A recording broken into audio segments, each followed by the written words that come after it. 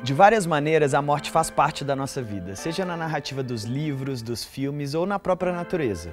A morte está nas folhas que secam, nas flores que murcham, tá quando a gente perde alguém que a gente ama, ou até quando o pet vai morar no céu. Se tudo tem um ciclo que eventualmente acaba, por que a gente não fala sobre isso? Porque sejamos sinceros, todo mundo conhece a morte, mas ninguém gosta de lidar com a perda.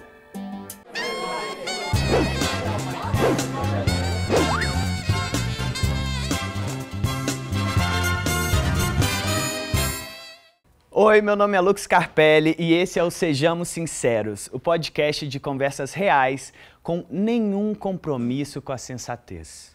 E hoje, para a conversa que a gente vai ter, eu vou chamar dois convidados que eu amo de paixão e que eu admiro demais. Primeiro a gente tem ela, que é nômade digital, tem um emprego assim que todo mundo gostaria de ter, que tem uma habilidade maravilhosa de contar histórias e que hoje vai compartilhar um pouquinho da história dela com a gente, Sofia Costa. Pode vir, amiga!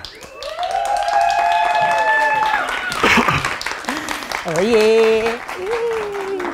Obrigado. Obrigada, eu. E também, agora, nossa, gente, esse convidado... Olha, quem não assistiu Queer Eye, por favor, saia da sala. Tô brincando. Esse convidado, ele é muito especial para mim, tá? Ele emocionou o Brasil inteiro durante o Queer Eye. Ele é o pai da Maria Clara e do Chico, cofundador da Mutátil e também conhecido como o ex-solteiro mais cobiçado do Brasil, que hoje está namorando, então, por favor, vocês se comportem, tá? Rafael Stein, pode entrar. Olá, tudo bom? Seja bem-vinda. Você vai adorar. Muito bom, muito bom. Gente, se apresentem, inclusive se descrevam para quem estiver ouvindo a gente. Então, posso começar? Vai lá. Vamos lá. Oi, meu nome é Sofia Costa, fazendo uma autodescrição. Sou uma mulher preta de 1,63 m. Atualmente estou com dreads loiros longos, com cachos na ponta, um conjuntinho de alfaiataria... Belíssimo. Ai, obrigada. Bege, um tênis branco, uma bolsinha marrom. E é isso, eu acho. Maravilhosa. Bom, eu me chamo Rafael, mas pode me chamar de Rafa. Eu sou pai da Maria Clara e do Francisco. Eu sou um homem branco. Estou vestindo uma camisa branca, uma calça azul, tênis branco também. Uso óculos, cabelo curto. É isso. E é belíssimo, né? De passagem. Gente, é o seguinte, sejam todos muito bem-vindos. Hoje o assunto vai ser babado, tá? Então, se segura na cadeira, já puxa um lencinho quem tiver em casa, que o potencial do choro aqui é grande, tá? E a gente vai falar sobre um tema que eu acho que todo mundo um dia vai passar na vida, né? Na melhor das hipóteses, todo mundo vai passar na vida, porque a outra hipótese é você ir de arrasta antes de todo mundo, né? E a gente vai falar um pouco sobre por que não falamos sobre o luto, tá? Então, pra gente começar, né, essa conversa aqui, eu queria perguntar para vocês o porquê que vocês, como vocês encaravam, né? Tipo assim, Rafa, Sofia, antes de vocês viverem essa experiência do luto de perto, o que vocês achavam? Como era a experiência de vocês com o luto? Como era a visão de vocês sobre o luto? E o que mudou? É muito doido, porque sempre me achei uma pessoa muito empática, né? Tenho alguns amigos que já perderam familiares, pais, e eu me empatizava. Mas quando meu pai faleceu, para mim, a sensação que eu tive é que eu estava acessando uma nova dimensão. Eu cheguei num lugar que eu falei, caraca, então é isso que os meus amigos estavam sentindo? É algo que eu nunca tinha sentido antes na vida, um nível de dor, de sofrimento, de incredulidade, que eu nunca tinha acessado antes. Então, é como se eu tivesse acessado esse portal mesmo, sabe? E aí cheguei e falei, caraca, por mais empática que eu seja, eu não tinha ideia do que essas pessoas estavam passando. Eu imagino, assim, eu não tenho, tá? Não passei por uma experiência tão pertinho. O mais perto que eu passei foi de perder o meu avô, que era muito próximo meu, mas foi uma perda gradual, porque ele foi adoecendo. Então, o luto ele foi acontecendo em etapas, assim. E eu presenciei muito de perto a perda do pai do meu melhor amigo, assim. Então, eu acho que eu sou essa pessoa, né? Que eu acho que você era antes de estar ali com os amigos e ter essa experiência. E eu lembro de ver ele perdendo a referência, assim, perdendo o chão. E a gente está falando de um cara que na época já tinha quase 40 anos, assim. Então, é complicado, né? Como é que foi para você, Rafa? Eu acho que a primeira coisa assim, que a Sofia traz, que eu acho que é importante frisar aqui, por mais que a gente vivencie, veja isso acontecendo do nosso lado, né? Você tocou num ponto importante, que é o sofrimento, ele é individual, né? Então, assim, a forma como eu recebo aquela notícia, a dor, é certamente diferente da sua, né? A forma que, enfim, depende de várias questões, vários vínculo com a pessoa, etc. Mas, por mais que a gente tenha passado por situações de pessoas muito amadas perto, a dor que você sente é única, para você é a maior do mundo, para mim é a maior do mundo, e aí a gente se encontra nessa dor. Mas eu nunca vou conseguir entender, vivenciar a dor que você sentiu ao perder seu pai. É isso, porque daí a gente tira aquela coisa de escala, né? Quem perde isso é mais, etc. A gente só vai vivenciar. E pegando um gancho nisso que você trouxe, a gente entender, assim, por mais que a gente vivencie, por mais que a gente tente, como a gente se prepara para isso? As pessoas falam, então como eu me preparo para vivenciar isso, né? Como se fosse não sentir. Estar preparado é não sentir. E não tem como. Não tem como, Não tem né? como, né? Eu acho que se preparar talvez seja se preparar para sentir muito, né? Preparar, Aí a gente vai, ao longo da conversa, talvez vai entrar um pouco mais nesse assunto. Mas daí, respondendo a sua pergunta, eu sinto, tem uma divisão assim, muito clara quando a gente recebe o diagnóstico do câncer, né, de um câncer bastante agressivo. Para mim é muito claro, existe um Rafael antes e um Rafael depois, né? Eu sinto que, claro, eu estou falando com distanciamento agora já, né? No momento que chega, do furacão é difícil você entender onde você está, para onde você vai, que caminho você segue. É como se você tivesse assim, olha, imagine o seguinte, você dormiu, teve um terremoto, destruiu tudo que você tem ao seu lado, ao seu redor, você levanta, você não sabe nem, você não reconhece mais nada, então você tem que reconstruir.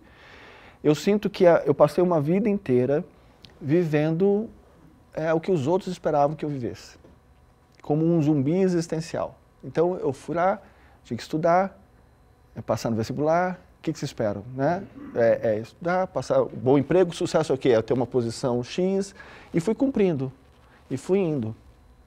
E sinto que em muitos momentos da minha vida eu não fiz o que eu queria, eu nem sabia o que eu queria. Então eu acho que eu fui seguindo um script do que era ser homem na nossa sociedade, o que a gente entende que é ser homem. E aí o que a gente entende que é ser homem, quando eu recebo o diagnóstico, o que é ser homem naquele momento não dava conta de viver o que eu estava vivendo, né? E aí depois, né, agora já com um espaço de tempo já, eu vejo que é meio paradoxo, assim, contraditório talvez o que eu vou falar, mas o diagnóstico da minha esposa, ela trouxe mais vida para a gente. Né? A gente passou a viver cada dia, a viver as coisas com mais presença, né? Então hoje eu ainda não sei direito quem eu sou, que homem que eu quero ser, a gente já conversou sobre isso algumas vezes, mas eu acho que tem uma diferença muito grande. Mas eu sinto hoje que em movimento, eu me sinto em movimento. Eu sinto que eu vou chegar vivo na hora que a morte chegar, sabe? Uhum. É esse sentimento que eu tenho. E por que vocês acham que existe esse tabu tão grande de falar, assim? Porque eu acho, né, que existe, do meu ponto de vista, muito leigo sobre o assunto, eu sinto que existe um medo de sentir, no geral. De sentir muito. Então, até mesmo esse rolê, sabe quando você se apaixona por alguém e aí os seus amigos ficam, não, mas calma, nossa, mas você está emocionado, nossa, não sei o quê, mas qual é o problema de estar emocionado, né? E também na hora da tristeza, qual é o problema de estar triste e de ficar triste mesmo, sabe? Então, do meu ponto de vista, eu vejo muito esse tabu nesse lugar do sentir, do medo do sentir, sabe? Eu acho que tem muito tabu de... A nossa sociedade não sabe lidar com a tristeza, com o outro triste. E a forma que a gente lida com a morte também, né? Outras, sei lá, a gente vai para o México.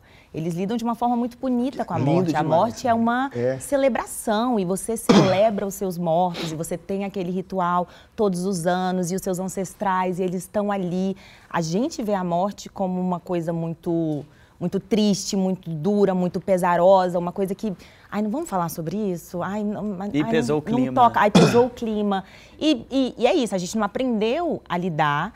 E é ruim para os enlutados, porque é isso, quando meu pai morreu, eu me senti muito sozinha, porque eu senti que eu acessei esse outro portal, senti que a Sofia que existia, ela foi embora junto nesse terremoto, morreu. Ela foi embora, também sentia meu mundo, o que era céu, o que era chão, não tinha mais nada, tudo estava uma coisa completamente louca. E estava sozinha ali, porque eu tinha a sensação de que só quem viveu essa experiência poderia ser capaz de me entender. E isso porque não tem muita gente falando sobre isso, não tem... Tanto que a minha primeira reação, a minha primeira coisa foi buscar todos os livros que tinham sobre o assunto. Eu queria ler, comecei a ler. E aí depois a minha segunda atitude foi procurar uma psicóloga especializada em luto. E aí quando eu falei para ela os livros que eu estava lendo, ela... Meu amor, quem te indicou esse negócio? Isso aí tem uma capacidade de traumatizar um pouco mais. Eu falei, eu entendo, já me deu crise de ansiedade sim, mas é porque eu precisava. Porque, primeiro, eu sentia que eu estava doida. Eu andava na rua e eu ficava, com certeza eu tô insana. Com certeza, é isso, eu nunca mais vou voltar ao normal, eu tô doida. E aí ler outras pessoas que passaram pela mesma coisa, falou, não, pera, isso que eu tô sentindo, essas sensações, esses sentimentos, tudo novo, tá? Tudo novo, tudo sentimento que eu nunca tinha sentido na vida. Tá, isso é normal. Então, as outras pessoas, ler as experiências, escutar, também escutei podcast de pessoas falando sobre isso, me ajudou a sentir que eu não estava maluca, que eu estava tendo reações que eram perfeitamente normais a esse trauma que eu estou ainda, né? Porque fazem só 6 meses, vivenciando. Sim. Você falando assim, eu lembrei muito do meu processo de transição. Tipo assim... que quando eu me entendi uma pessoa trans, o mundo deu uma bagunçada. E eu acho que o que me ajudou também foi buscar outras pessoas que passaram pelo processo, assim. E olhar e falar assim, não, calma, se eu tô maluco, tem mais gente maluco comigo também, sabe? E como é que você vê isso, Rafa? Eu acho que você tocou na questão do sentir, né? Primeiro que a gente vive uma ditadura da felicidade, né? A gente tem que... é tudo muito... A busca da felicidade o tempo todo, que, cara, é impossível, né? É irreal. A gente já chegou nisso no episódio anterior, já chama Aristóteles um babaca. Então tá bom. Então eu vou... Mas aí quando você fala, né, como homem, você fala da questão do sentir, né? Do não sentir, aí é uma questão muito do homem, né? Qual que é o único sentimento que o homem é validado a se expressar? É a raiva. Sim. Né? Então, eu lembro exatamente quando o médico falou assim, olha, nós temos... ela pergunta e ele responde, nós temos um tumor sim. Cara, eu parei e falei assim, tá, eu não posso chorar, eu não posso... Ela que está com câncer, eu não posso... E fiquei ali, ouvindo que tava eles conversando e eu falei, eu tenho que me ficar forte, né? Em algum momento da consulta, quanto tem? E chorei, né? E ela me consolou, eu fiquei com vergonha, né? Aí... Por que você ficou com vergonha, Rafa? Cara, né?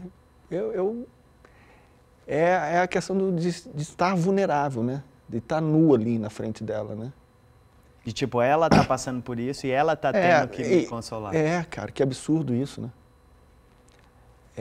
Só que ali estava a mãe dos meus filhos, estava a minha esposa. Ela não se resumia só ao câncer, sabe? Ao longo do tratamento, a gente, num processo que a gente vive, a pessoa resume tudo, as pessoas em volta resumem tudo à doença, né? Mas em algum momento, aquele momento, eu estava perdendo, eu tinha... A primeira coisa que me veio à cabeça, a primeira frase foi: como eu vou cuidar dos meus 2 filhos sozinho? E aí fala, pô, não... Né? Então, assim, a gente cai nesse negócio do sentir. Quando você fala do sentir do homem, eu acho que tem isso tem uma questão do gênero que atravessa muito grande. Quando você fala do seu pai, eu perdi o rumo, isso aqui é porque você morreu ali também. Aquela Sofia, não existe mais. Eu sentia exatamente isso. Assim, a gente é preciso nomear, assim, a gente morre junto. Exato. E é isso, e a vida que existia antes não existe mais. Porque você perde aquele futuro presumido, enfim. E aí, nesse processo inicial, é como você descreveu muito bem, assim, né? Tipo, tá, quem que eu sou, o que que eu faço, o que que eu estou sentindo, o que que é isso? Porque é outra pessoa. E aí eu acho que tem um processo muito de a gente se conhecer. Tipo, agora, quem eu me torno quando eu sou a dor. Né? Quando eu viro a dor, quem eu me torno diante dela, né? Quem eu sou. Existe um para além da dor? Tipo assim, porque, né, existe esse lugar do caraca, agora só dói. Mas existe quem eu sou para além disso? Eu acho que esse é um outro ponto, assim, quando vem a dor, a gente vive numa sociedade que a gente não pode sentir, não pode, então a gente é tirado, as pessoas tentam tirar a gente de todo momento da dor, né? Os amigos do lado, não, você tem que sair, você tem que fazer aquilo, todo mundo quer tirar, porque isso diz muito mais sobre eles do que a gente, porque eles também não sabem lidar com aquilo que a gente está vivendo, né? Só que eu acho que a gente tem que ter espaço para sentir a dor. A gente tem que ir até o fim do negócio, porque daí você sente e abre espaço para outros sentimentos que florescem, né? A partir da dor. Porque a pessoa que a gente perdeu, ela não é resumida só a dor. Existe uma vida, né? E se a gente não sente a dor, daí em alguns profissionais aí toma remédio, etc., mascara de certa forma, eu acho. Eu estou falando como leigo, tá? Não tenho conhecimento técnico nenhum para isso. Mas eu acho que a gente tem que, de alguma forma, vivenciar. E aí, quando você vivencia, chega na hora que você está ali no fundinho do poço, aí abre espaço para sentir outras coisas, inclusive o amor. Se tem uma coisa que não morre, é o amor.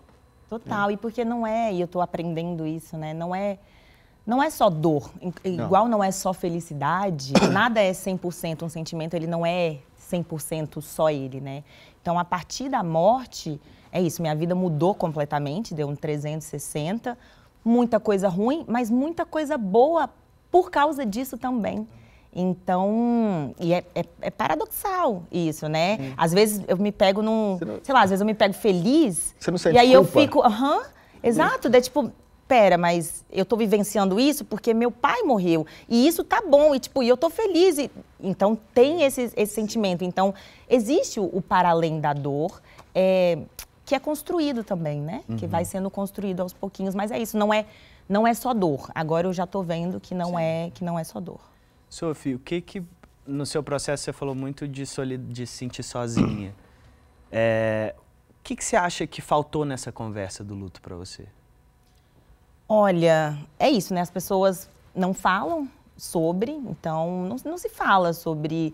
tem esse mito, né, das fases do luto, que é a maior mentira, gente. Não existe. Não existe, não é né? uma coisa linear. Primeiro eu vou negar, depois eu vou me revoltar, e aí lá no final eu vou aceitar. Não. É tudo misturado, não é linear. Hoje eu tô morrendo de raiva, amanhã eu tô muito triste, depois eu tô bem, depois eu volto. Então, e eu não tinha a percepção disso, né? De que as coisas elas não eram lineares, de que era uma coisa muito... são muitos sentimentos conflitantes ao mesmo tempo. As coisas não fazem muito sentido. Eu sou uma pessoa, apesar de canceriana, muito racional. Então, tudo na minha vida eu trato de colocar isso aqui vem aqui, isso aqui vem aqui, eu tô sentindo isso por causa disso, consigo racionalizar muito bem. Seu ascendente é em Virgem também, amiga, não? Não, em Libra, mas isso aqui é minha lua em Capricórnio, que bota o meu pezinho no chão. É porque a gente faz aniversário no mesmo dia, eu e Sofia. E aí somos cancerianos e meu ascendente é em Virgem. Falei, imagina, gente, a gente mas aí tem uma terrinha aqui puxando a gente, né? Exato. Então, eu não tinha noção de que essas coisas tão conflitantes e como sentimentos tão conflitantes podiam habitar juntos, ao mesmo tempo, de ser uma grande contradição. Isso para mim foi muito difícil, porque eu faço terapia desde os 6 anos de idade. Então, a mulher mais terapeutizada que existe sou eu. Então, eu tinha uma autopercepção muito boa de saber por que eu estou sentindo isso, da onde que vem esse meu sentimento, o que está gerando isso, por que eu tive essa atitude. E aí, quando vem este evento, eu não sei mais nada, eu não entendo mais nada do que está acontecendo comigo, eu não consigo prever as minhas reações. E não falar sobre isso, cheguei completamente despreparada nisso tudo, né? E olha, eu vou falar do lado do amigo, que é, eu não sei o que falar, entende? Tipo assim, por exemplo, você apareceu lá a notícia que você postou no Instagram sobre o seu pai. Eu falei, tá, queria te acolher. Mas sabe aquele negócio que você fala, meu Deus, o que eu falo agora? Como eu interajo, entende? Isso, e aí vale para todo mundo, né, gente, que conviver com alguém que perdeu um ente querido. É isso, não tem nada que a gente fale que vai melhorar, não existe, mas não é sobre o que você falar, é o estar ali, sabe? É tipo assim, amiga, não faço ideia do que você está sentindo, mas tô aqui. Porque é isso, nada vai, nenhuma palavra vai amenizar, nada vai trazer a pessoa de volta. Então, para mim, o que eu senti muito dos meus amigos e a galera que eu senti tá perto de mim, é a galera que é tipo assim, amiga, eu tô aqui. Quer me ligar, quer chorar? Eu tô chorando. Tô aqui, então não é sobre o que falar, é só a presença, sabe? Ó, tô aqui. É, porque eu acho que tem esse lugar também, né? O silêncio, ele maltrata os dois lados, assim. Porque às vezes você ama muito a pessoa que está passando por um processo de luto e você não sabe como acolher. Você não sabe o que fazer com aquilo, assim. E eu vejo que muitas vezes as pessoas falam coisas sem noção, fazem coisas sem noção, mas com a melhor das intenções, do tipo assim, cara, eu quero te mostrar que eu amo você, que eu gosto de você, eu não quero te ver triste. Mas inevitavelmente você vai ficar triste. E aí como é que a gente vai lidar com a sua tristeza em conjunto? É isso, sabe? É o não saber lidar com a tristeza, que a gente não sabe lidar com a tristeza. Então não fica triste não. Como que não fica triste, minha filha? Morreu meu pai, vou ficar triste sim. Não tem como. Então é isso, é não saber lidar. E às vezes é isso, às vezes a gente precisa acolher a tristeza do outro. É sentar do lado e chorar junto, é escutar chorar. É isso, é um momento triste, não tem mais nada nesse primeiro momento, não tem mais nada além da tristeza. Então vamos acolher essa tristeza também, porque ela é importante. Sim. Como é que você acha, Rafa, assim, da sua experiência, do que faltou no sentido de acolhimento mesmo? Como você acha que você poderia ter sido melhor acolhido? Faltou espaço, né, para sentir, assim, de modo geral, né? Se a gente entender, assim, o que se espera de um homem, com as minhas características, com a minha, né, quando isso acontece. Eu tinha 2 filhos. O que se esperava que acontecesse? Todo mundo... eu ouvi, não foi uma pessoa, foi algumas durante o velório. O caixão aqui atrás, né, a pessoa chegasse, aquela fila, aí a pessoa fala assim, olha, você é muito bonito, você é jovem, você vai arrumar alguém. Isso diz muito mais, porque essa pessoa não sabe nem o que falar para você, né? Então eu não podia... Veja, eu não posso sentir nada, porque a pessoa já me decretou o que vai ser, né? Então, assim, falta espaço. Aí, quando entra a questão de gênero, o homem, né, que a gente vive uma sociedade onde o homem tem que ter aquela caixa do homem, como que ele deve se comportar, etc. Então, tinha uma pressão muito grande, assim, para que eu seguisse o que os outros esperavam. Quando eu tomo uma direção completamente diferente... Aí faltou espaço para que eu pudesse expressar aquele homem que eu nem sabia que era, né? Então, eu tinha uma necessidade muito grande, a gente conversou rapidinho, de, cara, eu preciso falar, eu preciso dizer o que eu estou sentindo. Isso acabou acontecendo muito através da escrita durante todo o processo, né, da doença da Mi. Eu precisava falar, né? Eu tive muita necessidade, por exemplo, cara, naquele ano que a Mi faleceu, se eu não me engano, 76.500 e alguma coisinhas mulheres faleceram em decorrência ao diagnóstico de câncer de mama. Eu falei, desses 76 mil, tem alguns homens enlutados, eu quero falar com eles. E eu não achava. Onde estão esses homens enlutados? Eu tenho 2 filhos, eu quero falar com outros homens que exercem a paternidade solo. Cadê esses homens? Então não tinha esse espaço. Então faltou esse espaço para falar, tanto das pessoas próximas, né? Às vezes as pessoas não me deram esse espaço, meus amigos, a gente conversou isso abertamente no programa, mas meus amigos se afastaram, né? Em função, eles não sabiam lidar comigo, né? Era um homem que falava, que escrevia sobre aquilo, e aí como que que falava sobre sentimento, que estava cuidando dos filhos sozinho. Em algum momento eu passei a ser um incômodo, né? Porque eu ia na escola, eu já participava, mas eu ia na escola, eu fazia as coisas dos meus filhos, passei a cuidar de tudo, não dava conta, gente, né? Mas tentava. E aí, os outros não faziam, né? Aí eu comecei a virar um incômodo para os outros. Então, faltou esse espaço. E aí, o que você falou das pessoas próximas, o que dizer, o que falar, realmente, assim, é muito difícil, né? O que falar, né? Não é nem o que falar, é tipo assim, mas como você acha que você teria sido melhor acolhido, sabe? Alguém ter falado, olha, é o que você falou, não sei o que falar, não sei o que você está sentindo, mas eu estou aqui. Então, o que você precisa? E às vezes teve gente que às vezes nunca se pronunciou, mas toda semana mandava uma marmitinha com a comida da semana para que a gente não precisasse cozinhar. E isso faz toda a diferença, né? Porque quando a gente passa por algo assim, pelo menos para mim, funções básicas, acabou. Não conseguia fazer funções básicas. Então, me alimentar... Você estava viajando Tava no Brasil, momento, mas estava... Porque, assim, o Luca falou, sou nômade há 7 anos e nessa época eu estava na África do Sul. Mas, por acaso, do nada, surgiu uma passagem muito barata e eu vim para o Brasil. E aí eu estava viajando pelo Brasil, só que eu estava fazendo a travessia, eu estava em Belém e eu estava indo para Alter do Chão. E aí eu peguei aquele barco, que são 3 dias no barco, pelo Rio Amazonas, e eu estava no meio desse barco.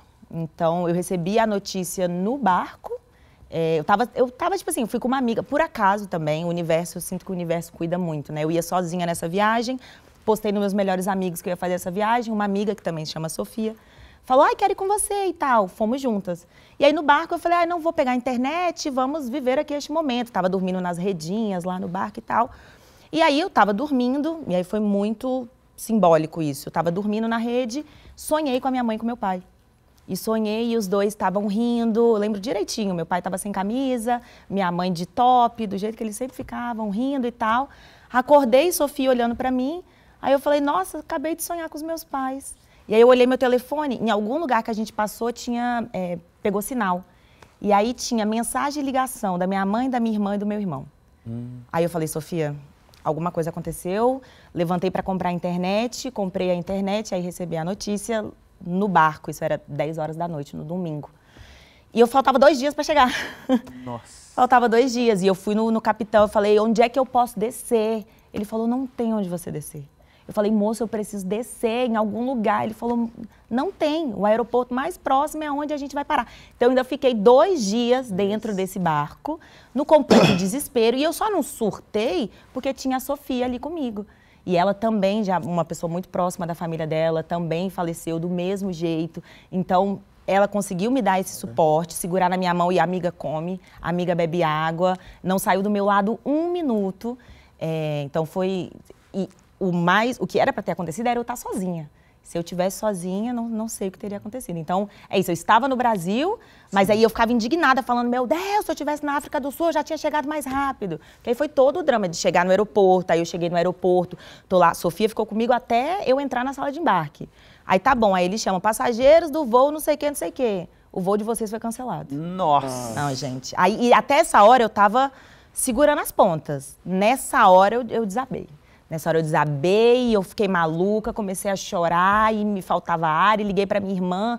E ela, não tem outro aeroporto? Eu falei, não tem, eu vim pro final do mundo, não tem como eu sair daqui. Foi um desespero horrível. E na minha cabeça era, eu preciso ir pro velório. Se eu não for pro velório, o meu corpo, ele nunca vai entender que isso aconteceu. Eu falei com meu pai na sexta-feira, como que ele tá morto agora? Um cara de 53 anos.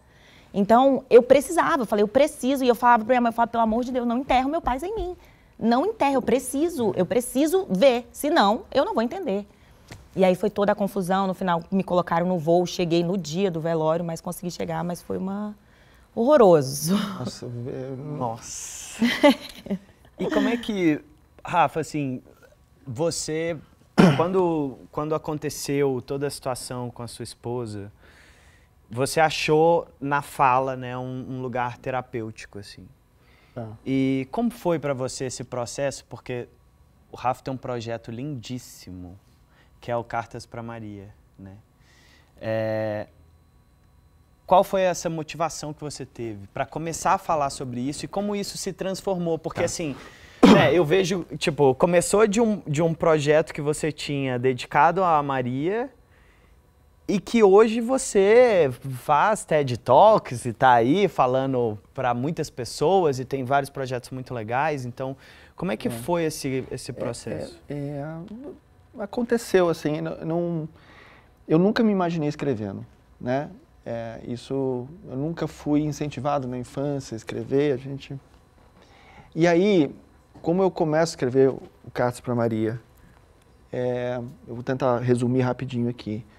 A gente está numa quimioterapia, a gente vai para uma quimioterapia, chegando lá, há um certo atraso, não chegar no medicamento, está um clima estranho, está atrasando. A enfermeira vem, me chama, fala que a médica quer falar comigo, eu vou, saio escondido, eu vejo e vou falar com a médica. A médica me diz que tinha recebido o PET scan, né, que era um exame que mapeava ali o corpo. Quando ele vinha brilhante é porque o negócio estava ruim. E que a doença estava avançando, que o medicamento não estava sendo eficaz e que a gente tinha poucas alternativas e tal. E aí entra a Adriana, que foi a enfermeira que cuidou dela, e fala assim, olha, eu lembro exatamente, eu sentei, a doutora Suzana aqui, a Adriana entra, quando ela vira assim, ela fala assim, olha, chegou a hora de pedir para a Micaela escrever cartas para a Maria, porque a Maria vai virar mocinha um dia e a mãe não vai estar aqui. Foi assim. Ali foi que a ficha caiu, né? Porque por mais que você tenha um prognóstico de uma doença grave, você sempre tem esperança, né? Eu tinha esperança até o último minuto que acontecesse algum milagre e tal. E foi assim. E aí, enfim, ali eu pergunto quanto tempo, a gente tem uma história ali que acontece, a gente tinha entre 4 e 6 meses, e aí chamamos ela, falou, não fala do tempo, mas fala que e vamos continuar. Bom, eu vou para casa com a missão de pedir para ela escrever, mas eu não tenho coragem, porque pedir para ela escrever é falar que ela estava morrendo. Então, não tive coragem. E aí lembrei de um projeto que eu tinha, na época, de escrever cartas para Maria, numa peregrinação que eu ia fazer para o Caminho de Santiago, uma preparação. Eu tive um problema, fui internado, não fui e não escrevi. Mas eu tinha o projeto de escrever e tal, etc. E aí eu virei para ela e falei assim, olha, lembra aquele projeto de escrever cartas para Maria e tal? Então, eu vou escrever, né, e quero que você me ajude e tal. Foi um jeito que eu falei, vou escrever e aí você vai também, né? Bom, aí eu escrevo um primeiro, aí eu de uma agência, né, como eu já montei... Publicitário tudo aqui, né, gente? É isso. Aí vou fazer isso, tal, né? E aí eu escrevo uma primeira carta para Maria, mas que Enquanto o Sinal Não Bate. Eu estava esperando ela no portão, né? Enquanto o sinal não bate, eu comecei a escrever. E foi a primeira vez, como homem, que eu falo assim, eu estou com medo. O pai não sabe o que você, não sei o pai que eu vou ser, não sei o que eu vou fazer da vida, eu falei, não sei.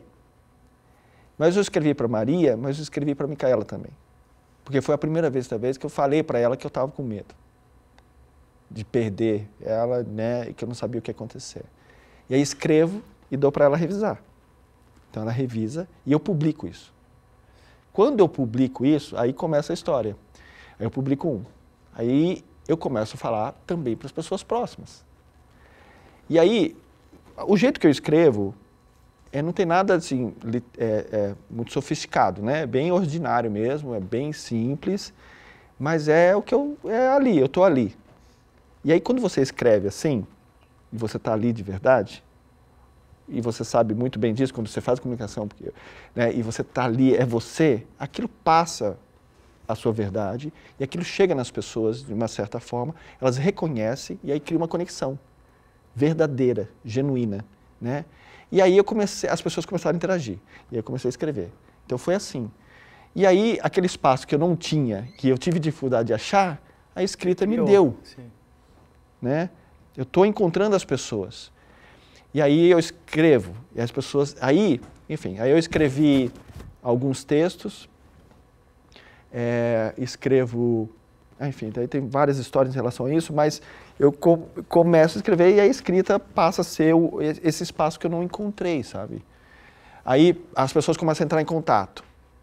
Aí eu me assustei, que foi o momento que assim, olha, eu tô com meu pai aqui na UTI, eu não sei o que fazer.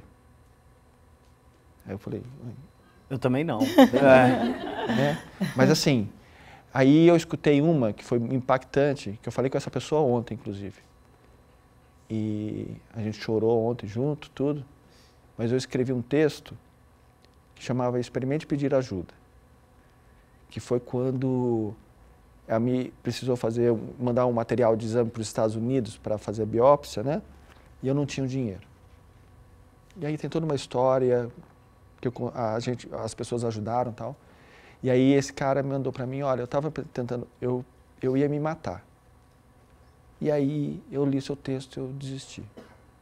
Então, aí nesse nível, aí eu me assustei e falei, cara, eu não sei o que eu estou fazendo, tem um impacto nas vidas das pessoas e eu estou com medo de fazer besteira, né? Sim. E aí eu fui procurar ajuda.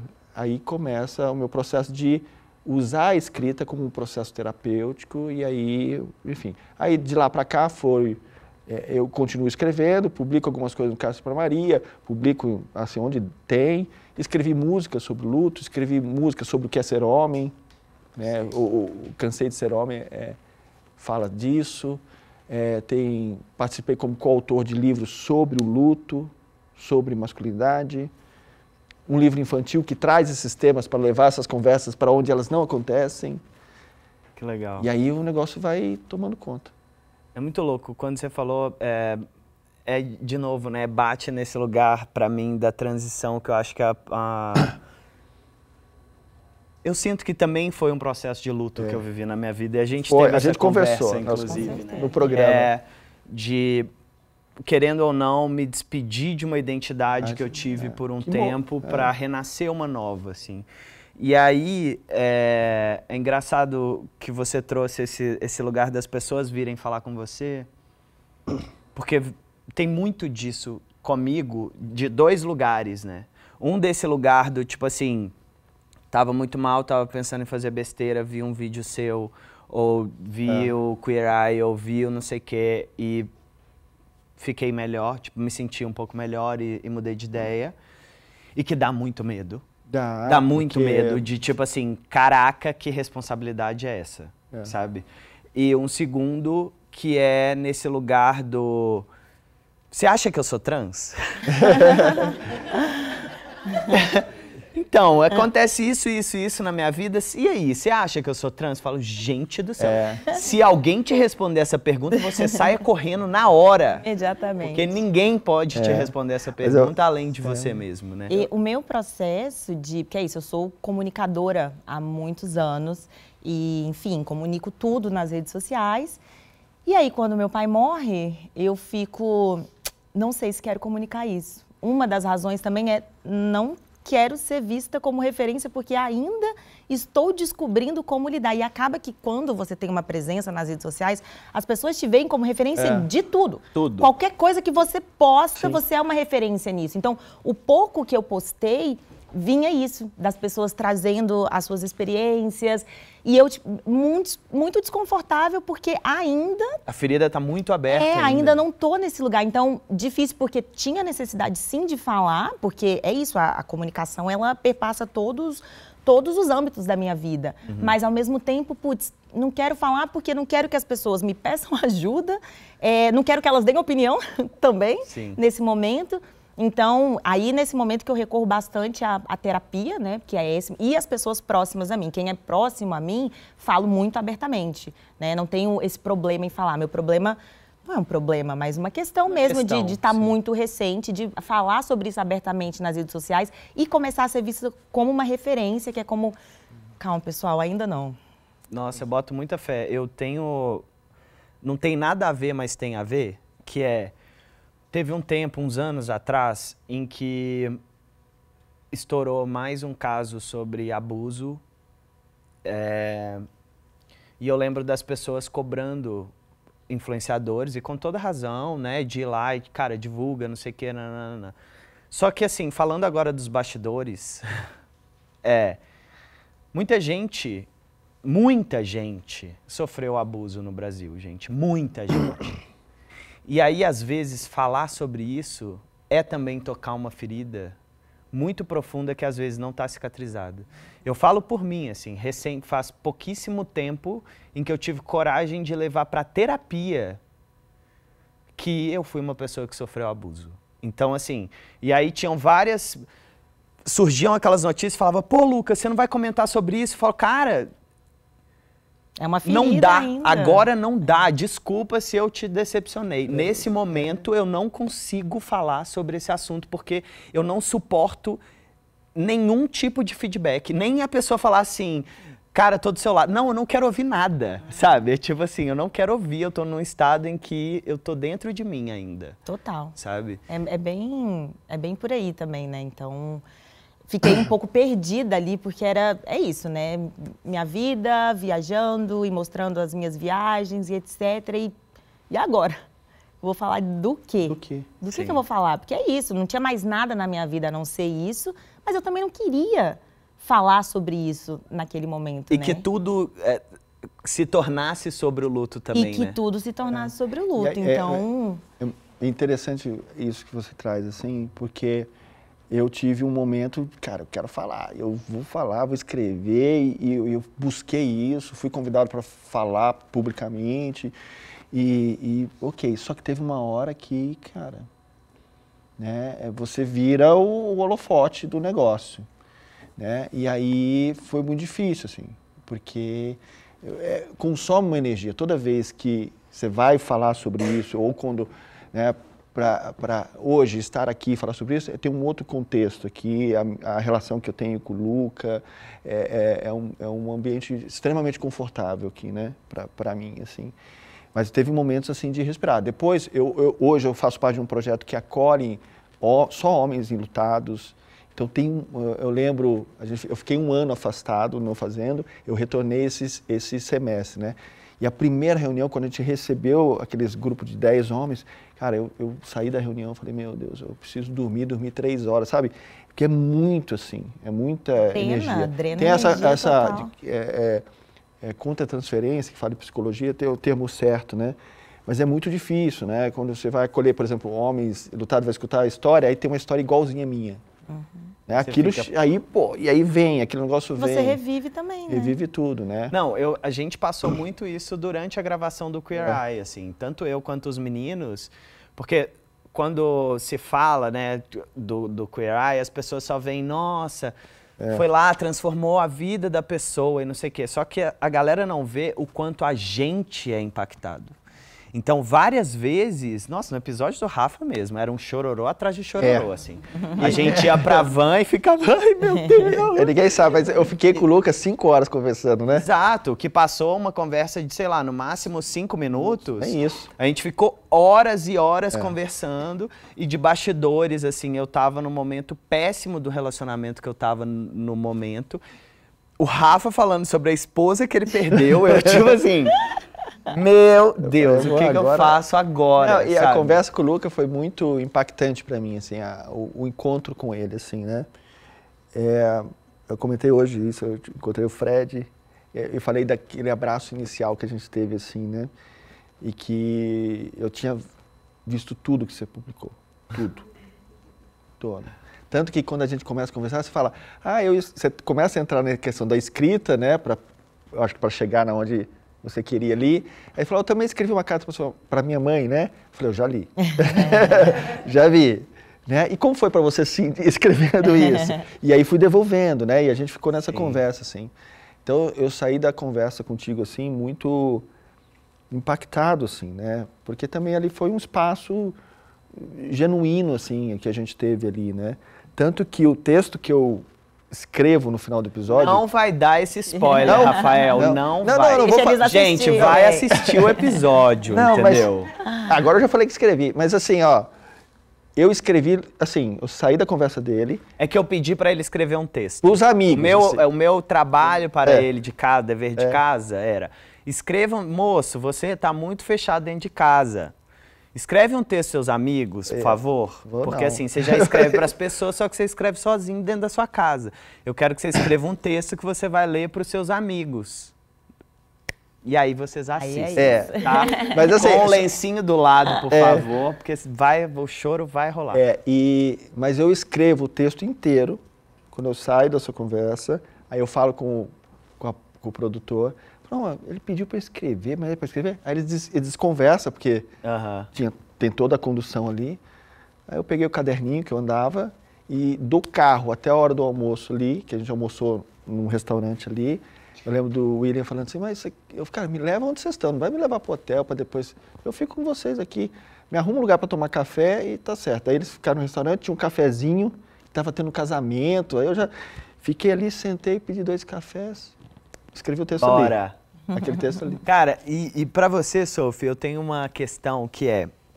Menina, quando bateu a pandemia, minha mãe foi internada, né? Internada real. Foi muito treta, foi um momento bem treta, assim, pra mim. E eu lembro de trazer isso pras redes, porque eu tava completamente desestabilizado. Então, eu cheguei, abri e falei, gente, seguinte, tô muito mal. Tá rolando isso, isso e isso. E, menina, sabe o que aconteceu? Perdi trabalho. Real, perdi trabalho. Do tipo assim, não tá com vibe, né? Pra postar. O menino tá aí, sofrendo pela mãe. Isso aconteceu com você? Isso foi uma coisa que passou pela sua cabeça, por exemplo? Zero passou pela minha cabeça. Até porque isso também, as coisas que eu postei no Instagram, elas foram muito controladas. Que é isso, o Instagram é onde tem um público maior, é onde eu tenho menos controle do que chega. O Instagram eu sempre fui... Eu sou estratégica, publicitária. Então eu sempre fui ótima estratégia, gente. Maravilhosa. Então eu sempre pensei muito no que ia pro Instagram, né? O que estava na minha linha editorial e etc. E é isso, né? É um momento de extrema vulnerabilidade. E eu falei, cara, aqui não é o lugar onde eu quero abrir muita coisa. Então, ali eu não onde eu falava um pouco mais era no falecido Twitter. Ali era o lugar... Que Xandão tem. Ódio. Então, ali é um falando lugar... de luto, né? Isso é um luto, isso é um luto. Então, ali era um lugar que... E é isso, a galera do Twitter é diferente da galera do Instagram. Então, ali eu podia ser mais vulnerável e ali eu expunha mais. E também é um espaço de escrever, né? Então, eu me sentia mais confortável escrevendo também. Então, não, na verdade, o que aconteceu minha vida deu esse 360 porque eu recebi uma super proposta de emprego na semana que ele morreu. Na semana. Tipo assim... Eu tinha feito uma publi para essa marca e eu não tava dando muita bola, sabe? Tem umas publi que você dá bola, tem umas publi que você não dá muita bola. E aí eles falando comigo em espanhol e eu, por que eles estão falando comigo em espanhol, gente? Para mim a marca era brasileira. E aí fiz a publi, entreguei, aí depois ele, Sofia, o time interno gostou muito de você, eles querem uma reunião. Isso na semana que meu pai tinha morrido. E eu, maluca, eu tipo, tá bom, passa meu contato. Aí a moça veio falar comigo, vamos fazer uma reunião agora? Eu falei, meu Deus do céu, agora? Falei, não, vamos à tarde. E aí fui fazer a reunião à tarde esperando, né? Que eles iam perguntar, quanto que custa um combo de Story e um Reels. E aí, na verdade, era um trabalho que era para eu ser influenciadora, embaixadora exclusiva dessa marca, que é uma agência de viagens, a maior da América Latina. E... Que inclusive, se quiser patrocinar aqui o podcast... Pode estar patrocinando. E era para eu continuar viajando, né? Fazer 2 viagens por mês e eu teria que ter uma base no Brasil. E aí isso para mim foi nômade há 7 anos, não tinha uma casa. Brasil para mim era visitar, vir uma vez por ano para visitar e ver a minha família. Quando meu pai morre, isso se desfaz. Eu me imaginei eu viajando, e aí eu viajava sozinha, né? Eu, minha mochila, minha cara e minha coragem. E aí eu me imaginei fazendo isso, não encaixava, não fazia sentido. Eu falei, como é que eu vou para outro lado do mundo sozinha? Não dou conta. Agora, nessa não dou altura conta, não consigo. Mas, ao mesmo tempo, viajar tá no meu DNA. Se eu parar de viajar, eu não sei o que acontece comigo. O movimento, ele realmente faz parte de mim. Então eu fiquei tipo assim, o que eu vou fazer na minha vida? Eu não consigo não me movimentar, mas nesse momento eu não consigo me movimentar. Porque como o universo cuida, né? E tipo aí assim, me vem um trabalho que fala, você vai continuar se movimentando sempre acompanhada, não vai viajar mais sozinha, e todos os meses você vai voltar pro Brasil. E aí ela me falou tudo isso, eu estava na casa de um amigo, tendo essa reunião, nem estava no fone, e aí ela foi me falando como é que era o trabalho, e ele do meu lado assim, quê? É o quê? Aceita, aceita. E aí aceitei, né? Sim. E aí aceitei, então... Mas eu nem lembro qual era a pergunta inicial. Nem eu cheguei aqui. A história da viagem também. Nem sei como cheguei aqui. Continua com conta da viagem. Agora fala de viagem, fala de coisa boa. Pois é, mas aí não lembro qual era a pergunta inicial. Não, do negócio do trabalho, se do pra trabalho, você que aí veio esse trabalho. E aí, na verdade, eu tive que verbalizar pra eles, porque aí eles já estavam super empolgados e vambora. Aí eu falei, pessoal, deixa eu falar uma coisa. Meu pai morreu. Então, me dá um time, vamos com calma um pouquinho e tal. Inicialmente, eles já queriam que eu viesse para São Paulo logo, eu sou de Brasília. E aí eu falei, não, gente, pera, ó, meu pai acabou de morrer, tá numa situação assim, eu preciso de tempo, eu quero estar mais em Brasília. E quando eu aceitei vir para São Paulo, foi com a condição de que eu pudesse ir para Brasília sempre. Uhum. Porque é isso, né? Nesse momento, eu quero estar perto da minha família, eu quero estar perto da minha mãe, do meu irmão. Então, e aí eu verbalizei, eles, não, tudo bem e tal. Então, não teve essa coisa de perder trabalho, na verdade, foi o contrário. Ai, que maravilha. Mas faz sentido total, porque é isso, né? Ai, tá triste, tá deprimido, não vai ser bom. bom. Vou chamar a menina pra ir pro Rock in Rio. Tá então, triste. Chama, gente. A gente tá triste e a gente consegue curtir um festival. Vamos, a gente chora e a gente vai. Entendeu? É isso. Mas só uma coisa que eu queria falar, que não tem nada a ver, que você falou, que você estava fazendo, o projeto das cartas era que você ia fazer o Caminho de Santiago. Eu fiz o Caminho de Santiago. E foi incrível. E aí é um ponto de conexão com meu pai também. Porque é isso, eu fui fazer... Não sei se as pessoas sabem o que é o Caminho de Santiago, né? Mas vai lá, amiga, explica. É um caminho... Começou como um caminho de fé. E você caminha. Você caminha bastante. No caso, eu caminhei 900 quilômetros, cruzando da França para a Espanha em 40 dias. O original. Fiz o caminho, o maior, né? Saint-Pierre-de-Port. Esse, começa em Saint-Jean-Pied-de-Port. Isso. E aí vai, é o caminho francês, esse Eu queria muito fazer, amiga. Eu fiz de carro, sabia? Dá pra fazer de carro também. E aí, quando eu decidi fazer o caminho, ninguém entendia, né? Tipo assim, gata, por que você vai caminhar? Você tá maluca? Pra que você vai andar? Eu andava uma média de 25 quilômetros por dia, todos os dias. Tem uma galera que faz de bike também. Tem uma galera que faz de bike também. E aí, meu pai era uma dessas pessoas que no começo ficou... Uma menina. Tanto que no primeiro dia que eu cheguei, quando eu atingi os 25 quilômetros, eu liguei pro meu pai e eu tava bebendo uma cerveja, né? Óbvio, que eu chegava, era direitinho na cerveja. E aí eu liguei pro meu pai e ele falou, ué, mas você tá bebendo cerveja? Eu falei, mas é óbvio. Ele falou, mas pode? Aí eu falei, ué, pai. Cadê a fé, né? Ele pensava que era uma coisa muito... Mas você pode ir conversando no caminho? Eu falei, não, pai. Começou como um caminho de fé, mas hoje em dia as pessoas fazem por N motivos. Autoconhecimento, contato com a natureza, enfim. E meu pai acompanhou muito de perto o caminho, né? Ele estava ali. Meu pai e minha mãe, eles acompanham meu... Eita, é difícil, né? Ficar falando no passado? Horrível, não acostumo ainda, não. Acompanham muito de perto meu conteúdo, tanto que ele se chamava, eu chamo meus seguidores de Seguimores, e aí minha mãe se chamava de Seguimãe e meu pai de Seguipai. Então, ele estava ali muito. E aí ele foi se apaixonando pelo caminho também. E aí eu falei, não, pai, vamos fazer junto. Tem o de Portugal que é menos tempo, dá pra fazer em 10 dias e tal. E aí a gente ficou com essa coisa na cabeça de vamos fazer junto. E aí quando ele faleceu, eu fiquei maluca, falei, vou fazer o caminho. Vou fazer o caminho agora. E aí eu decidi que eu queria, tipo assim, 2 semanas depois. E aí todos meus amigos... Amiga, você tem certeza? Calma. Minha família, tipo, você tem certeza? Ninguém queria falar, tipo assim, não, mas estava todo mundo receoso. E aí eu fui para a África do Sul, porque eu tinha uma passagem de volta, eu estava morando um tempo na África do Sul, né? Então tudo meu estava lá.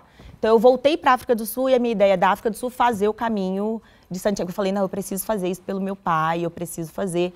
Mas aí na África do Sul eu percebi e falei, não tô boa para ficar sozinha, não. Agora nesse momento não dá, mas esse caminho ainda farei Amiga, novamente. se você quiser uma companhia, eu vou Então, com peraí, você. então vamos junto. Porque assim, na verdade, eu não fiz o Caminho de Santiago. Eu fiz aqui uma preparação que chama Caminho do Sol. E depois eu tinha uma pretensão de fazer, depois de X anos, o Caminho de Santiago. E aí aconteceu tudo o que aconteceu. Então não fui, a gente pode ir junto. Olha aí, eu mostro pra vocês todos os hacks, como que a gente faz. Não, eu acompanhei o seu caminho, assim, ó, todos os dias estava eu lá, esperando o seu... Você fez pelo Strava? Não sei. Que é um você outro fazia... aplicativo muito legal que você dá o start nele quando você começa a caminhar. Ou andar de carro, ou whatever. E aí você para quando você para. E aí ele faz toda a rota que você faz pelo caminho. Eu todo dia tava lá esperando o story dessa menina, do quanto ela andou, onde ela passou. Vamos, gente, porque é transformadora essa viagem. Não, eu vou... Isso é um fato. Eu vou fazer um dia na minha vida, porque é um projeto meu. Então pronto, a gente vai gravar um CG. Gravar, a gente faz o... Pronto. Só fazendo. Edição Compostela. Edição Compostela. E agora, gente, pra gente já ir caminhando pro fim, infelizmente,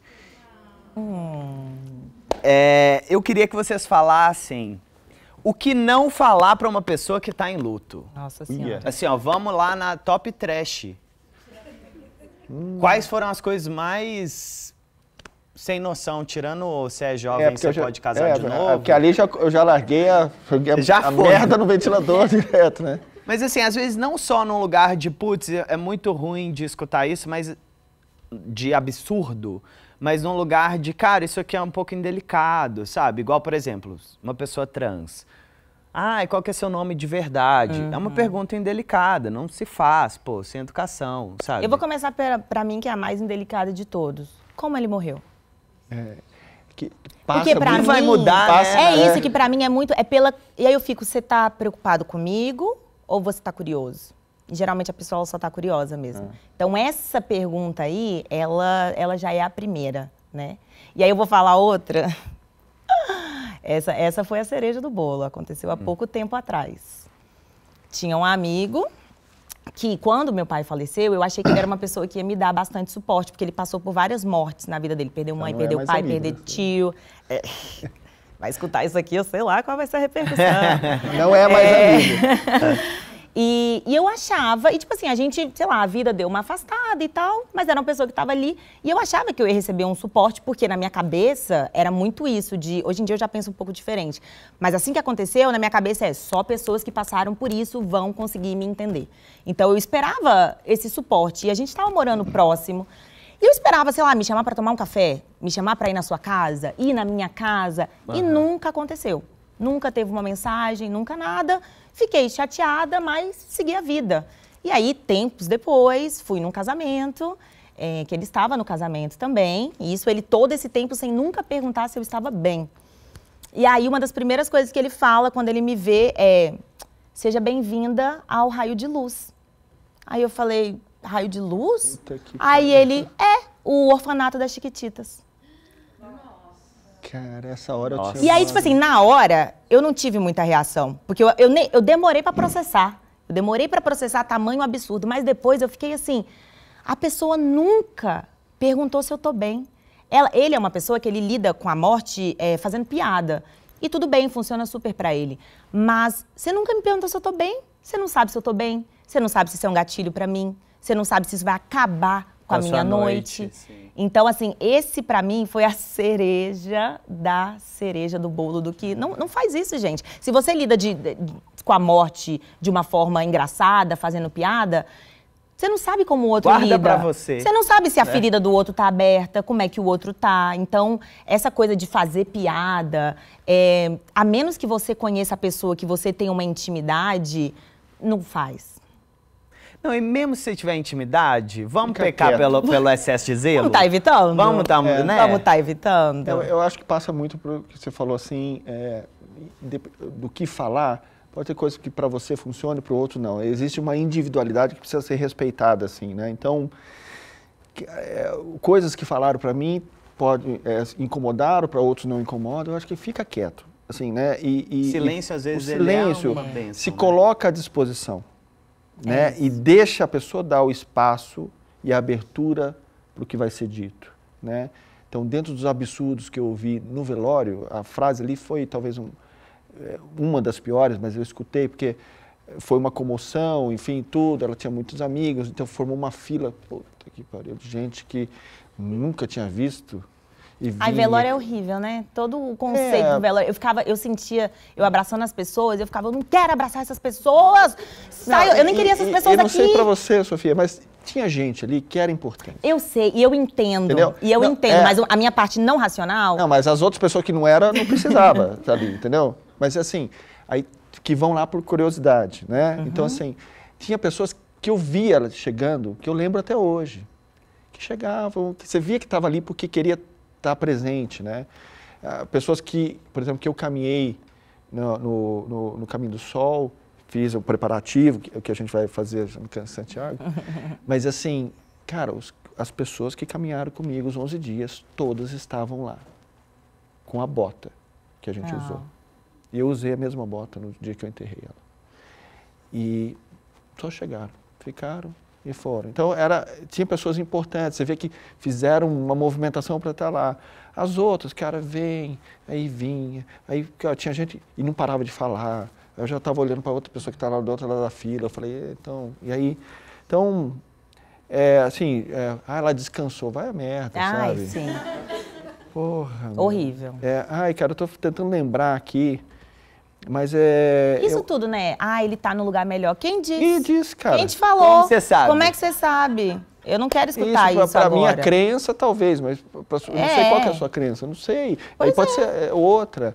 Então, assim, eu acho que o que falar, o que não falar, eu vou pelo caminho, assim, fica quieto, né? Escuta, Escuta. Né? Seja ouvido. Seja mais presente. Do que, E fala assim, olha, não sei o que você está sentindo, porque não tem como falar. Mesmo que eu tenha a perda seja similar, eu não sei o que você está sentindo. Eu tive uma vivência muito dolorida, mas eu não sei o que você sentiu ao perder seu pai. É muito recente ainda. Muito. Então, assim, por mais que eu vivencie isso, por mais que eu acolha outras pessoas hoje, por mais que eu fale isso, eu não sei. Então, se colocar à disposição. Como que você está sentindo hoje? E uma coisa que eu acho que não se deve fazer, que isso me machucava muito, era quando as pessoas tornavam isso sobre elas. Eu lembro de uma pessoa... É sempre sobre elas. É sempre sobre elas. Tipo, amor, às vezes você não é o centro da narrativa e tá tudo bem. Então eu lembro de uma pessoa muito próxima que eu contei, assim que eu contei, foi no mesmo dia que eu falei que meu pai tinha morrido. É isso, uma morte inesperada, uma pessoa super jovem. Aí ela, nossa, isso me mostra que eu tenho que melhorar a minha relação com meu pai. E aí eu, tipo assim... E era muito próxima essa pessoa, não é mais. Tava me mandando mensagem esses dias, saudade da sua amizade. O que é amizade? Não tem amizade. Então, transformar sobre você, falar do seu pai, falar da sua... Puta, não me ajuda, não me consola. Eu acho que é isso, quando a pessoa se... E algumas vezes aconteceu isso, da pessoa se colocar no centro da narrativa, tipo assim, tenho muito medo disso acontecer com meu pai. E eu, cala a boca, seu pai tá vivo. Tipo assim, não. E sabe o que eu acho, assim, tem uma coisa que eu percebo, que eu acho que toca aí, mas que é transversal a muita coisa. E eu acho que as redes sociais, eu lembro que eu levei isso pra terapia, uns 3 anos atrás. Falei, cara, a sensação que eu tenho quando eu entro no Instagram, no Twitter, não sei o que hoje, é que tá todo mundo gritando ao mesmo tempo. E que ninguém tá se ouvindo, sabe? E a sensação que eu tenho, no geral, é que as pessoas, elas não sabem ouvir.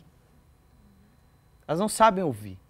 Tipo, ela tá ouvindo já pensando no que ela vai te responder. E aí, sabe? Tipo, ela não tá, tipo, amiga, fala, tô aqui, pode falar. Será que é por causa o digital trouxe isso, né? Trouxe a possibilidade de todo mundo falar, e eu acho que isso é ótimo e tal. Só que a capacidade... Estou pensando nisso agora, que você falou, você perdeu a capacidade de escuta mesmo, né? Eu acho que a gente está estimulando muito mais a capacidade de fala do que a capacidade de escuta. E eu acho que a gente precisa estimular bastante mais, assim, ó, sendo bem jardim de infância, a gente tem 2 ouvidos e uma boca, sabe? Assim, vamos escutar. Eu vou citar uma coisa que aconteceu. Um veterano, um cara que estudou comigo, perdeu a esposa meses depois, com o mesmo diagnóstico, com 2 filhos, muito parecido. E, cara, a turma dos veteranos era um bando de escroto, assim, sabe? Aqueles machos bem escrotão, assim. Eu falei, cara, esse cara tá fudido, né? Esse cara, a turma ali do lado dele e tal. E aí eu lembro, eu não tinha nem muita proximidade com ele, mas a minha história já estava pública, eu escrevi, então assim, eu fui no velório, cara, só para ele me ver. Então eu fui, cheguei, aí ele me viu, ele se aproximou, eu falei, você sabe o que eu estou passando? Eu falei, não sei, mas vai piorar. E na hora que piorar, se você quiser me ligar, eu estou aqui. Foi a única coisa que eu falei. Ele me viu, aí vou embora, tá? Porque, cara, não tem muito aqui, né? Não falar muito, escutar mais. Tem hora que eu acho que a gente tem que ouvir mesmo, sabe? Tipo, e eu acho que não só quando a gente fala de luto, mas qualquer sentimento que não seja a alegria e a felicidade, a gente precisa aprender a acolher, e acolher passa muito por ouvir. Tanto se ouvir, quanto ouvir as pessoas que estão ao seu redor, sabe? E não querer resolver, porque às vezes você não vai, não é você. E é sair um pouco do protagonismo, tipo, não é você que vai resolver minha dor, né? E é isso, e talvez as pessoas, a gente tenha muito essa coisa de resolver, né? Quando a gente fala de luto e de morte, não tem o que ser resolvido. Não vai ser resolvido. Outra frase também que não é legal de falar, vai passar. Vai. Spoiler, não vai passar. Não vai passar. Uma coisa do luto, como você falou, né? Não tem essa coisa das 5 fases do luto, isso aí, né? Que foi mal interpretado da Elizabeth Kubler-Ross, na verdade. Depois, no próprio livro, ela fala que não é, mas o pessoal não leu. Só leu até só leu 5 fases. Encaixei, achei, pronto, eu tenho que estar aqui. É tipo as linguagens do amor. Todo mundo sabe citar, nunca leu o livro na vida. Exato. E aí, o luto acaba, né? O luto nunca acaba. Isso é uma coisa que a gente tem que... Não acaba, né? Eu lembro, eu vou citar um episódio que a gente gravou, a gente estava junto, né? Na semana anterior, eu estava na formatura do Francisco. E aí eu vou para a formatura, a Maria, ele e ele só. E aí eu lembrei dela, né?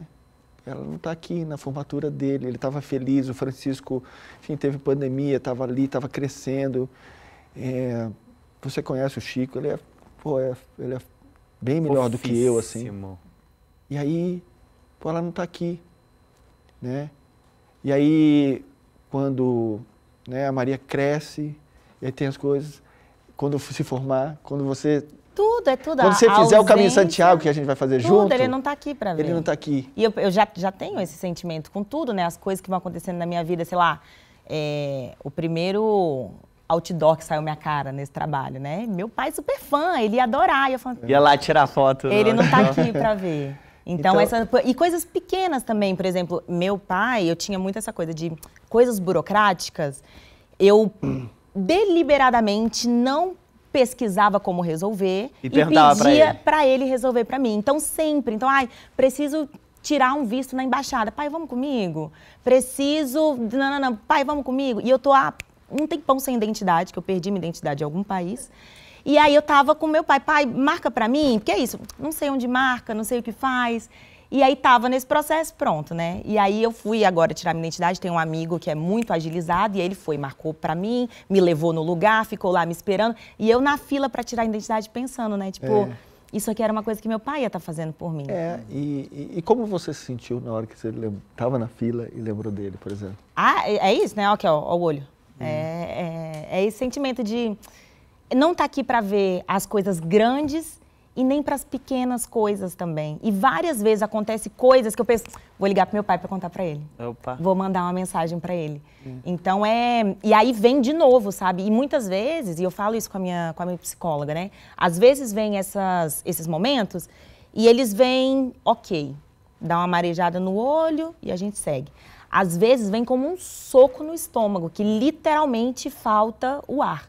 Então, e não tem como controlar, às vezes é uma situação pequena que vai dar a sensação do soco no estômago. Então, não tem o acabar, não tem o superar.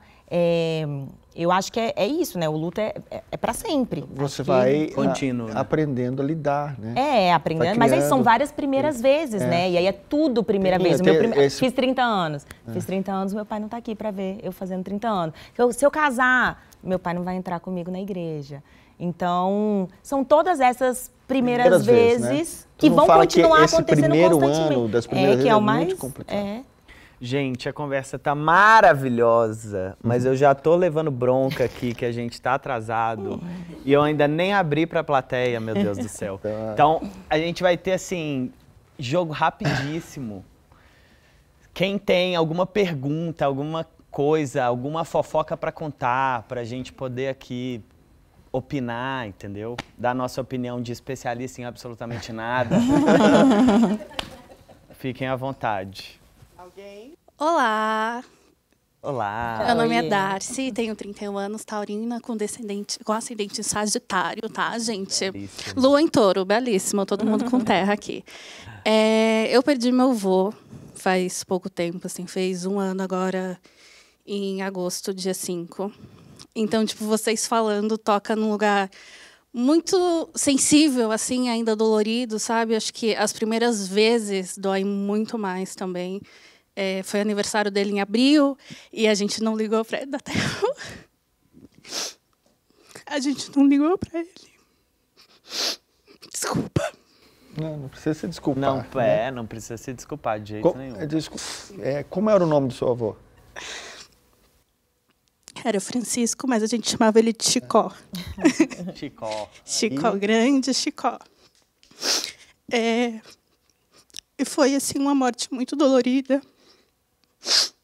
Ai, gente, eu não posso chorar, porque se eu chorar e falar, não sai. Pode, chora, filha. Foi uma morte muito dolorida, porque ele teve um derrame e aí ele chegou a um ponto vegetativo. E assim, ele... Como vocês podem ver, eu amava muito ele, né? Ele era, assim, uma pessoa muito bondosa, muito generosa. Acho que ele foi minha maior referência, assim, de ser humanitária mesmo.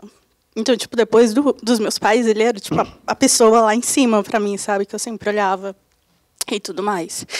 E aí a gente tinha visto ele em 2019. E aí a gente soube em 2023 que ele teve esse derrame. A gente viajou, né? Ele morava na Paraíba, toda a minha família é de lá. A gente viajou e passamos mais ou menos 2 semanas com ele. E acho que foi a coisa mais impactante, porque meu avô ele sempre foi muito ativo, né? Com 70 anos ele ia para o roçado todo dia, ele ia alimentar os bichinhos dele e tudo mais. Ninguém parava ele. E quando a gente chegou lá, ele estava, tipo, naquela cama, sabe? Ele não falava mais, ele não se sustentava mais, ele precisava ser alimentado, ele precisava usar fralda. E eu lembro que quando ele veio a gente, ele chorou muito. E foi, assim, a primeira vez na minha vida, nos meus 30 anos, que eu tinha visto meu avô chorar, sabe? E aí foram as 2 piores semanas da minha vida, porque ele foi se deteriorando até o ponto que ele só conseguia piscar. E a gente veio embora dia 3 de agosto, dia 5 ele morreu. Então, ele morreu 2 dias depois que a gente voltou para São Paulo. Não fomos no funeral. Tiveram fotos e tudo mais, mas a gente não foi no funeral. Então, acho que quando a Sofia falou, precisava estar lá, porque senão meu cérebro não ia entender. Eu estou passando por esse momento, tipo, faz 1 ano, mas parece que não foi real, sabe? Tipo, eu sei que ele não está mais aqui entre nós, né, nesse plano carnal. Vai ser muito estranho quando eu voltar e, tipo, cadê meu avô? É isso, assim. Muito obrigado por compartilhar com a gente. Imagina, obrigada por ouvir. Cara, você falou da sensação de viajar. Eu tenho um caso parecido com Brasília, inclusive, que é... Eu tenho parte da minha família mora em Brasília. Minha mãe nasceu em Brasília, inclusive. E eu tinha um primo que ele morreu com 18 anos. E ele era de Brasília. Na época eu tinha uns 13, quando ele tinha 18. Então ele era um primo mais velho que a gente sempre se via nas férias, porque ele ia para BH, ou a gente ia para Brasília e não sei o que e tal. E aí, quando ele morreu, aquilo me impactou de uma forma que, primeiro, a minha família não deixou eu ir no velório, porque, enfim, muito novo, né? Eu não tinha autonomia, gente, então não foi me dada a opção de escolher. E até hoje eu nunca mais voltei em Brasília. Olha só. Eu não consigo, assim, a não ser que seja uma coisa muito tipo, Lucas, você vai ter que ir porque eu não vou para Brasília, porque eu não consigo encarar que eu vou chegar lá E não vai ter. e ele não tá lá. E isso faz, gente, 20 anos. Não, é muito doido como, sei lá, como o nosso cérebro funciona, né? Eu tinha clareza pra mim que se eu não visse, eu ia ficar maluca completamente. Porque é isso, não foi uma morte preparada, não era esperada, não teve despedida, tudo já foi completamente absurdo. Então, na minha cabeça, se eu não visse, eu não ia aceitar, ia, sei lá, entrar num estado de negação, não sei. Então, isso pra mim era muito claro, que por mais difícil que tenha sido, né? Entrei no velório literalmente arrastada pela minha mãe e pela minha irmã, porque na porta eu falei, eu não consigo, e elas, você precisa.